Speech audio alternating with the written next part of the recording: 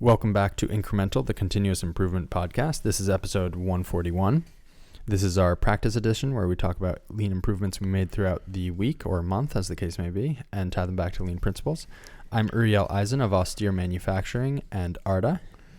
And I am Devin Bedoni of Like and Precision. And our quote, "Focus is not saying no to bad ideas, it's saying no to good ideas." I think that's a paraphrase of Steve Jobs. And this is true. I think it's such a good reminder. It's really been top of mind for me. I've maybe been the busiest I've ever been in my life, and I think normally we talk about focus in sort of an academic way, a little bit, even though this is always true. But right now, I'm sort of having to cut things I don't want to cut, not just being like, okay, what dumb things am I doing that I can easily cut? It's like, okay, what are the things I do want to be doing? Or people am I think giving up about focus as a quality often, not as in like activity or an action, like what's the word? Like an exercise, sort of. Yeah, like a self-discipline kind of, I stay focused. It's like, no, but it's an ongoing decision. Right. Yeah. It's a decision-making progress in addition to like not just chasing squirrels. Yeah. And both are important. Right. But I think like, the ultimate is cutting things that are genuinely good ideas, interesting, enjoyable, not just like, I need to stop scrolling as much on my phone, right? It's like, Yeah, this is coming home for me. Today was our first day back after the holiday break, and we had a good long meeting, kind of just going over past year, future year, sort of what our focus is going to be. And it's sort of like things are getting real, you know? This is no longer... You mean in your business and shop? Yeah, this is no longer just a hobby. Like clearly. 4 CNCs. Right, no. But I mean like... I do know what you mean. The numbers are real. Like people's livelihoods are on the line. Yeah. And we are in a good position, and like not just like whatever. It's not like things are just all super rosy, but like the iron is hot and we need to strike. Yep. But it's also very easy to get out over your skis. And there was a quote from, I don't remember who the quote was from, but it was on, blanking on the podcast. It's with Paul Van Meter. I've heard that name now twice today. Okay. Yeah. He's probably the same quote too. Lean Built? It was also in the Lean Built. Yeah. Okay. But the quote was, companies don't die of starvation, they die of indigestion. Yeah. Which just like really love it. I just love it. I don't know this guy. Paul Van Meter. Yeah. He started Pro Shop, or he's the face of Pro Shop at any rate. Okay. Where was I going with that? Just that like these are very like ripe times, but they're also like the times that could sink a business very easily.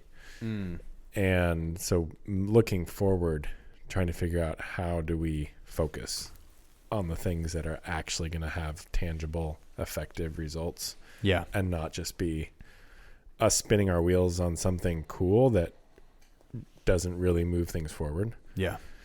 So we had a long discussion this morning about like what are those kind of big initiative type projects that we want to try and undertake this year, because we can probably only do 1 or 2. Right. Realistically. Yep.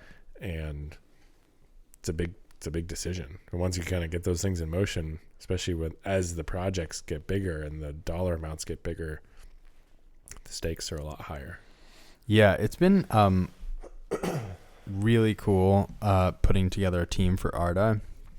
We've ended up recruiting some, I don't know, just it's cool to get to work with them.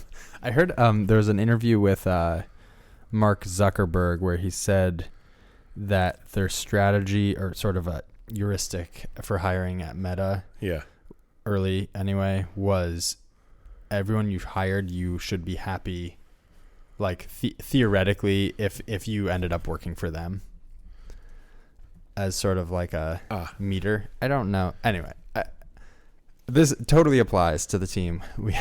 But one of the really cool things is they are industry veterans in the space, and just like watching them put together, I don't know, just watching them do their work, not just in their proficiency, I guess, in their field, but also just like today there was our CTO set up 2 meetings. One was a sprint wrap up, which was going over the last sprint, which was a 2-day sprint because it was the first sprint we did.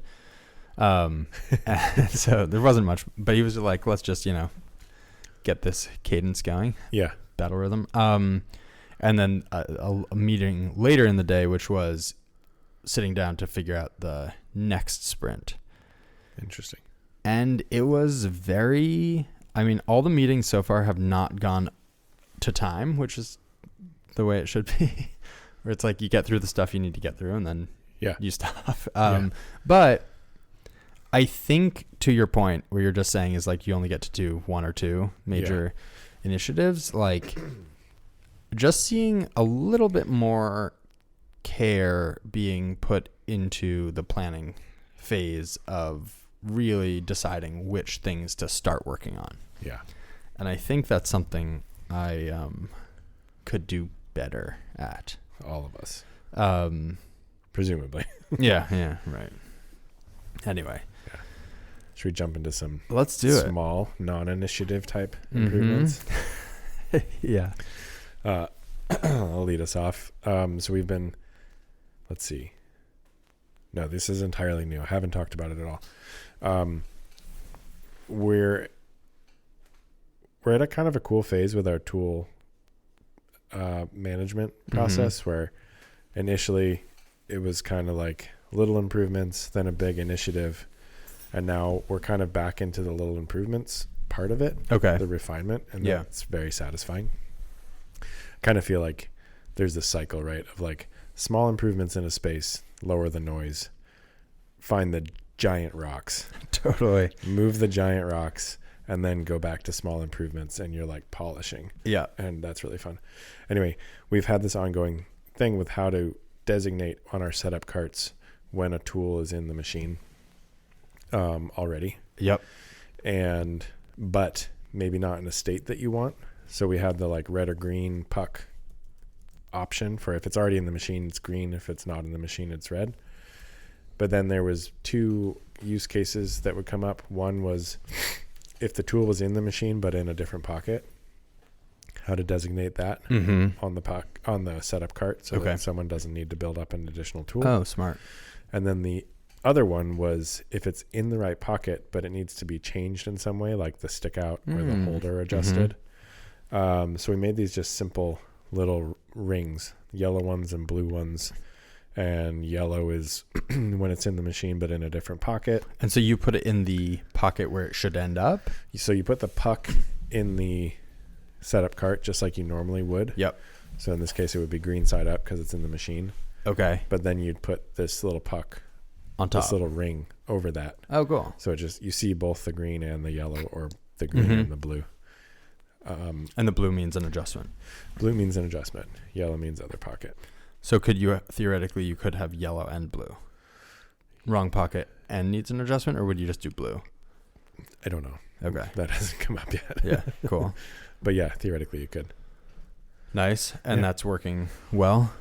It is. I haven't used it personally yet, but it seems to be working well.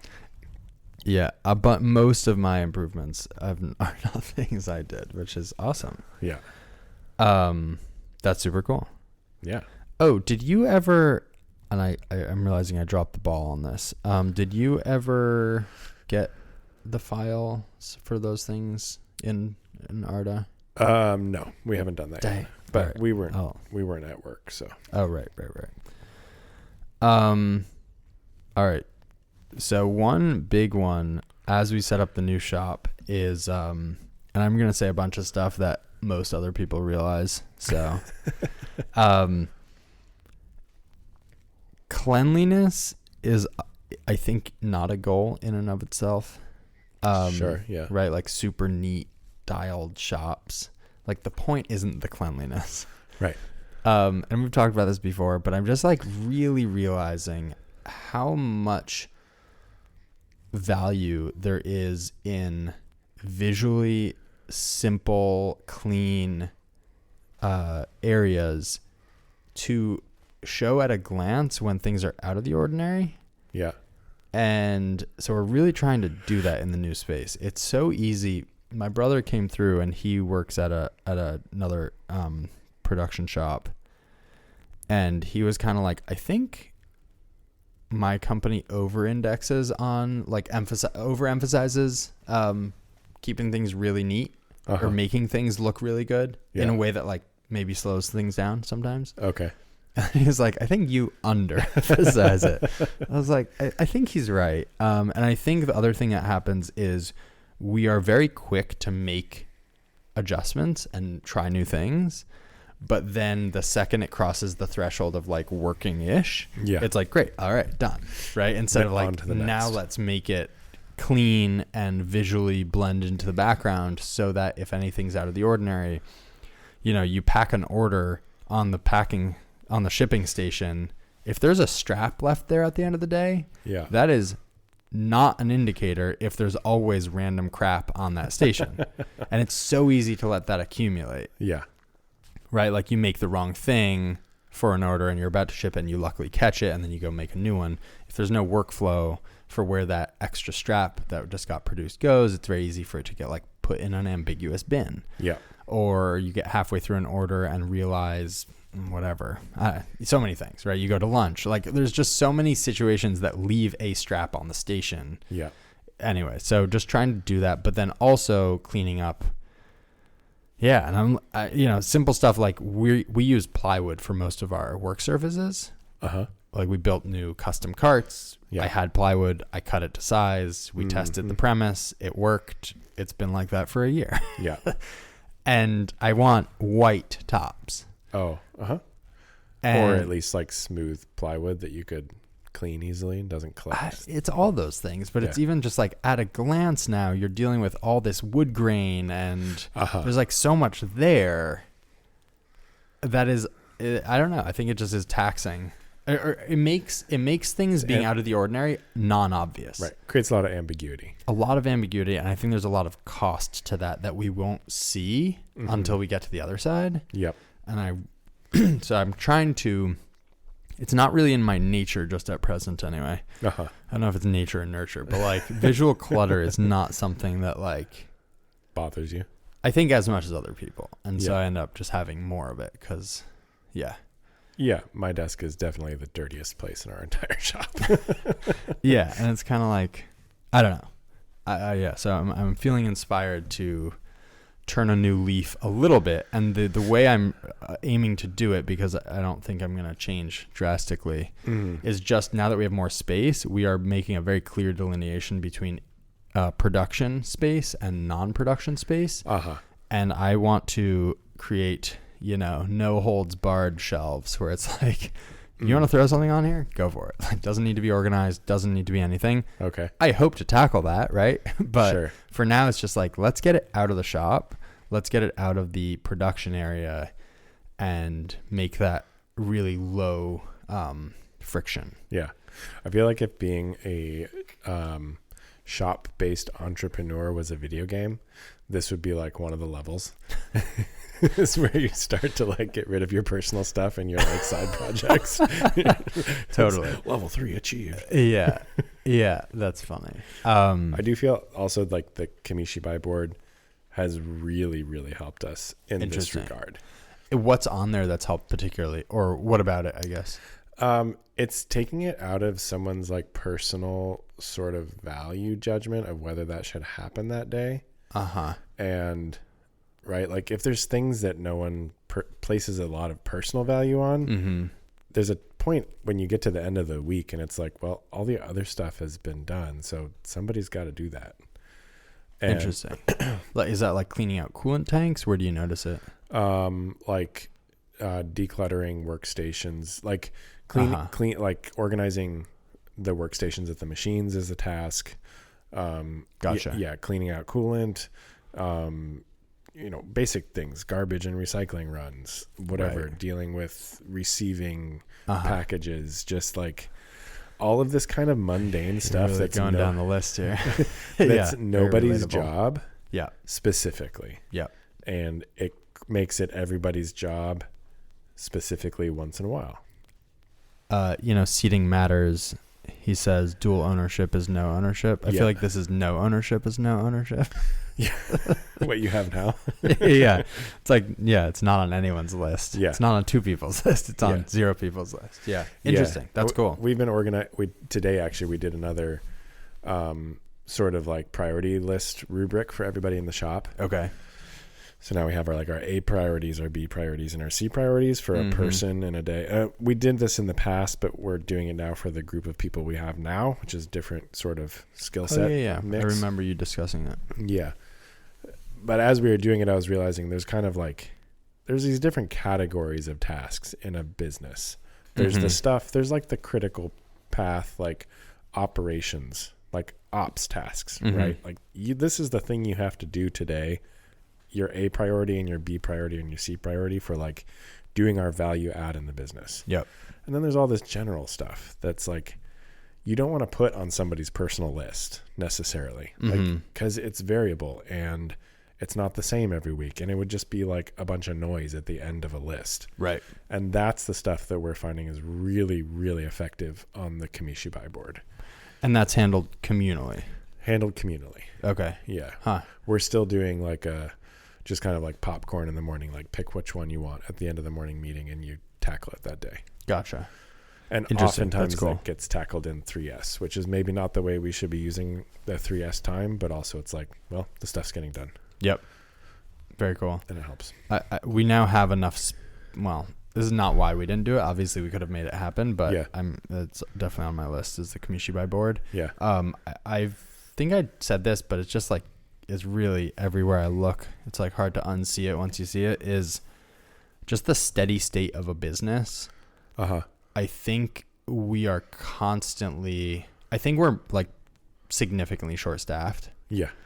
And so there's all this stuff that is actually should be steady state, right? Like cleaning. Yeah. And instead it's like, oh no, there's like, oh, no one's done receiving in like 2 weeks and now we're running like right. Like that should be happening. That shouldn't be like it's not an exception. It's a ongoing task. Anyway. Yeah. I don't feel like we're hammering through these improvements. That's true. There's really getting a little tangent. Getting a little tangenty. Okay. Yeah. Let's see here.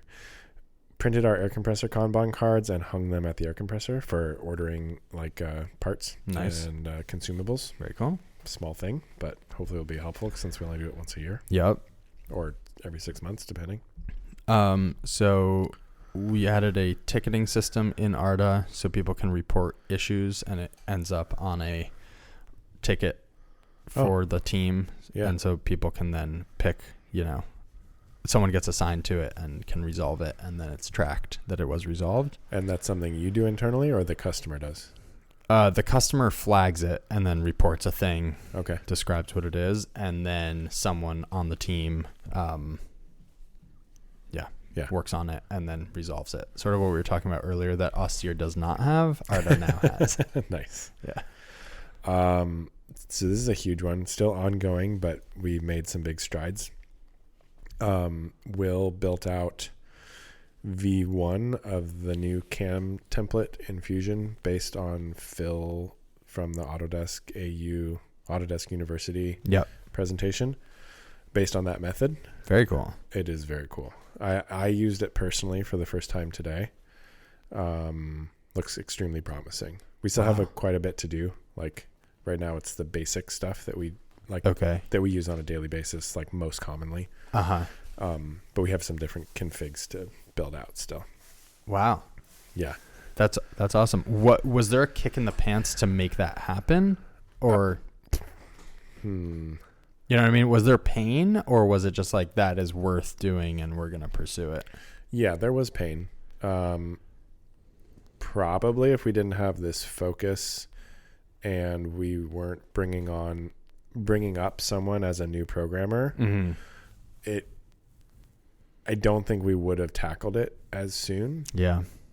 That's such a good point. I feel like when I started CAD and CAM programming, there was I didn't have any inertia in the way I knew how to do it. So I wasn't fast at anything. So I was like, let's set this up right. Yeah. And then of course it wasn't right. And yeah, that seems like a nice time to take a second pass. I mean, the biggest friction was like I had set it up as well as I could, and then trying to communicate that to someone who is new to CAM programming, and then B, like working in my weird system where I'm like, it's that one, that weird named one. That's the one you change. And then the third kick in the pants was we just had some, due to the type of parts we had in the shop, he had some downtime. And so gotcha. I was like, do you want to tackle this? Take a couple days or whatever. Very cool. Yeah, it was super cool. This is super minor. Alicia was in my shop and added labels on the Kanban bins. Okay. Some of them were unlabeled about like what's the state of the Kanbans in these bins. Like, are they to order or have they been ordered? Oh, just like the drop bins. Just the drop bins. There were some unlabeled ones around the shop. Yeah. There was one on the front of the CNC that was for in-process Kanban, which we've been messing around a lot on the front of the CNC. Yeah. With how we want to process Kanban there. And so didn't have labels. Now it does. Nice. Yep. Same topic, kind of. We added a pink clip to our drop bin. So it lives just gets clipped to the bin. Mm-hmm. And what that's for is to highlight anything that's urgent, because like everything, it's a universal drop bin. So toilet paper gets dropped in the same bin as end mills that we need tomorrow. And the person doing the ordering doesn't necessarily have any visibility into what the level of urgency of any of that stuff is in there. I like that. So we added this clip. You can clip it to anything, a bunch or one. Right. That's cool. Right. You could just add a second card in the same clip, I guess. Yeah. So that's smart. Just trying it out. I'm sure it will need refinement. Starting place though. Yeah, that's super cool. So I had a very interesting conversation with the founder of I suppose also the toilet paper could be extremely urgent. True. Proper Tool Co. Okay. Very cool business. Started off as Bold MFG. Well, both businesses exist, but it seems like sort of very similar to Austere and Arda. A business that started doing continuous improvement and then developed a bunch of tools for internal improvements. And then we're like, this is a business. Let's do that also. And one of the things they were saying, which I think we've been talking about for a while, and in the new shop, we actually have the space to lay this out, is I think we're going to do separate bins for ordered Kanbans per vendor. So that they're not in like this one bin that you're sifting through constantly. And then there will be like a miscellaneous bin or something like that. And I could also imagine like for you, maybe you do like end mills or like tooling as one bin, right? Because otherwise you're sense. Like, yeah. And I think like which bins you order enough stuff from to warrant that is just going to be a bit of a moving target, but like it's so low. Like it's just a bunch of labeled bins. So I think I'm just going to have, another improvement we did was Noam, my other brother, tackled setting up a cart for printing off Kanban and like all Arda stuff with the printer and the laminator all set up in one place. It's on wheels. Yeah. I mean, generally I like things on wheels, but was there a particular reason? It needed to be 3 inches higher. No, that's not the reason. The reason was you got something against 2x4s. My thought was, all the reasons to have things on wheels if you want to rearrange. During this move, I've been very pleased that we've put so many things on wheels. Yeah. We got a much bigger truck than we needed and just wheeled everything in and then wheeled everything out. I mean, there was some packing up involved, so it didn't bounce around. Sure. But another one is I think it will be useful to wheel it over to the thing you want to Kanban rather than walking back and forth a bunch.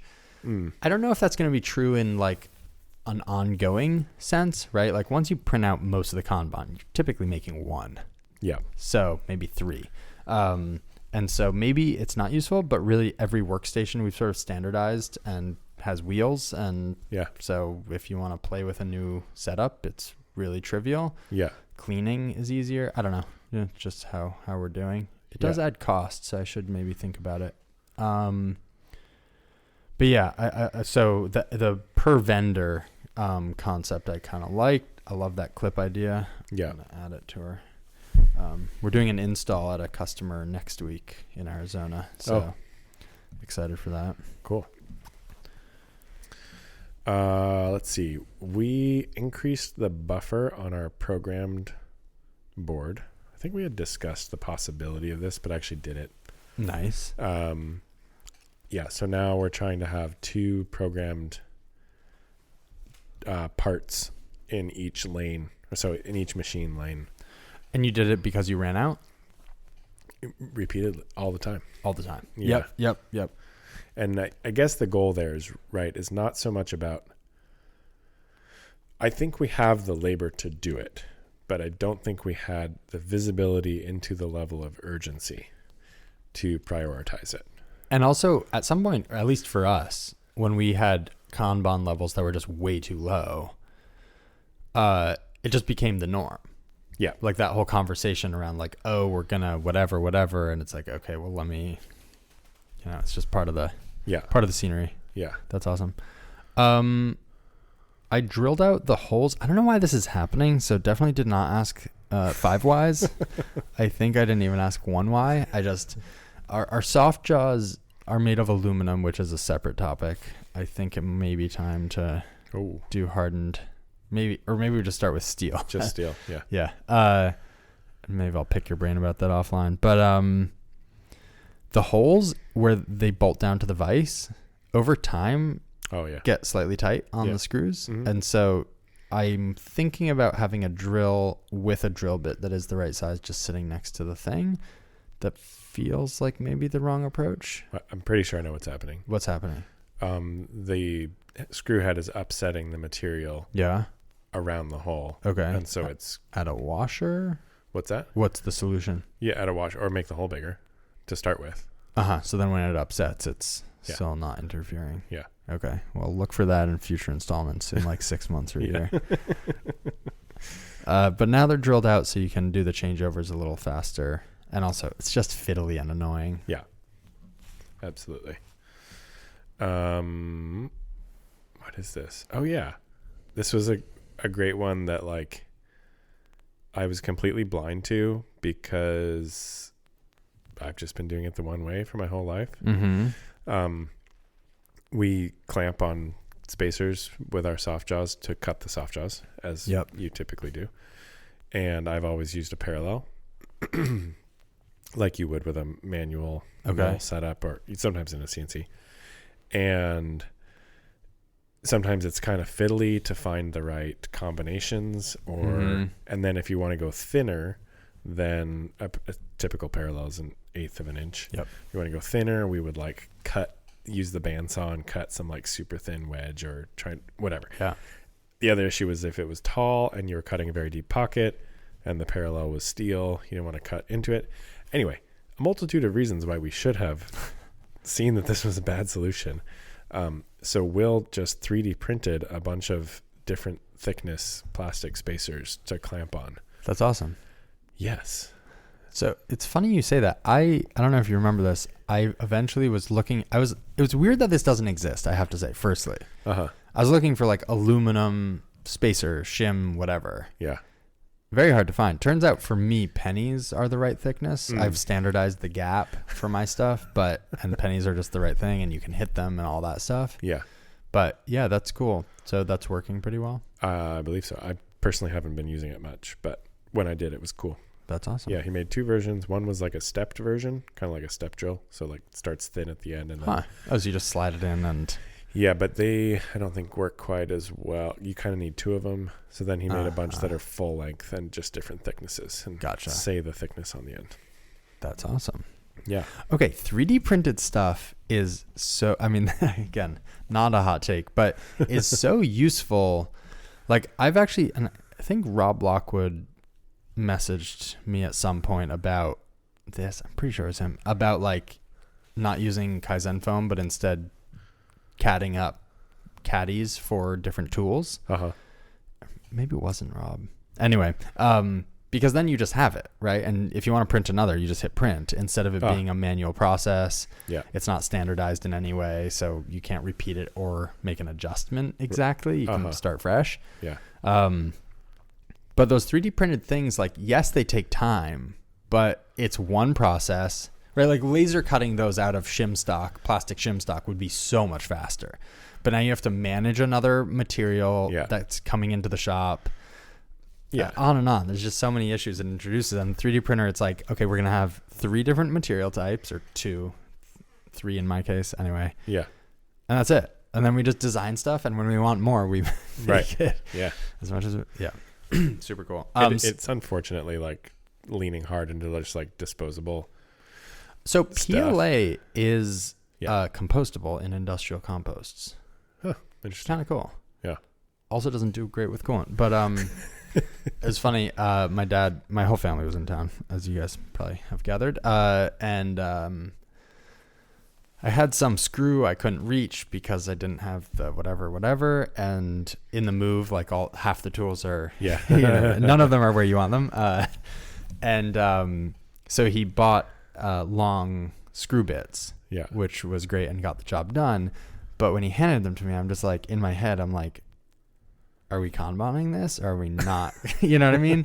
Because I don't know, working with you and a bunch of other job shops with Arda, it seems like a lot of job shops go like, oh, well, we bought these end mills, so like, we'll keep them, but it's not necessarily something we need to have in stock. Mm-hmm. And definitely the move is like, you either want them or you don't.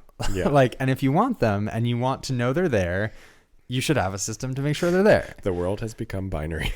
Yeah. No, seriously. So he handed me these and I'm just like, okay, these did get the job done, but I don't want to throw them away. I think we're going to have a prototyping area that's just less rigorous. The solution is just your junk drawer at home. I'm joking. That's not actually like the solution. to store it for, I don't know. Anyway. Yeah. Lastly, we hung a broom. The broom kept like falling over. Yeah. If you store them bristles down, they like bend the bristles, Oh. So like hanging them flipped up, whatever. They I stay didn't know better. A push broom. It was constantly falling over, so we took the 5 minutes to actually make a little hanger for it. Yeah. Of course, we just stuck 2 screws in the wall. Yeah. But then it didn't quite hang on it. Oh, yeah. So then we had to get a 2x4 to get it out. And whatever. It turned into a bit of a thing, but it was nice to just like stop and fisk. Yeah. Cool. Fix. Yeah. There we go. 2 last things. One, so I used that cam template today, as I mentioned, for the first time. I didn't know how to use any of it. It's very different than what I've done in the past. It's once Does Phil offer support? I don't think so. I mean, maybe. I didn't want to bother him. Yeah. In any case, and Will was standing right next to me, who built it. Yeah. But it's a bit opaque until you like. I can find my way through CAD and usually figure where stuff is. Yep. But this is a lot of layers. So together, him walking me through it, we made an SOP for how to set up a new job. So that was cool. That's awesome. And then last but not least, I guess, does it count yet? We ordered a CMM and other inspection equipment package to be delivered sometime next month. That is super cool. It is very exciting. Wow. Yeah. I guess one last, I sort of mentioned, but we set up a faster computer for Arda. Oh, cool. Turns out it does a lot of the compute locally. Oh. So if you're running on a faster computer, it's much faster. Oh, interesting. I did not realize. Okay. Now I do. And then we also set up a sprint cadence and stuff for the Arda team. Cool. Do you have like, faster is a pretty generic term. Do you have like recommendations? If you're not pleased with the performance, get something faster. Like a $500 computer, like a $700 computer? The one I plugged it into was $800 4 years ago, something like that. Okay. But the one I was running it on was like, what's those little mini Lenovo's? Cube deals. The Think Station, not Think Station, Think Center? Yeah, something like that. They're, I forget, 150, 200? I forget what they are. Yeah. Anyway, They're not the best. they're not very fast, and it's notably faster. Yeah. So, and it was my CAD station, but now I bought a new computer for CAD. So, Oh, that one. The Lenovo little boxes that we have are very slow because they're not even. oh, that's what I was running it on, the same one you guys use. Oh, really? And now I'm running it on still the small box, but that I had nice spec'd one. for. Yeah, exactly. Gotcha. Anyway, probably a good place to wrap it up. Yep. Thanks, everybody. Hopefully this is still interesting for everyone.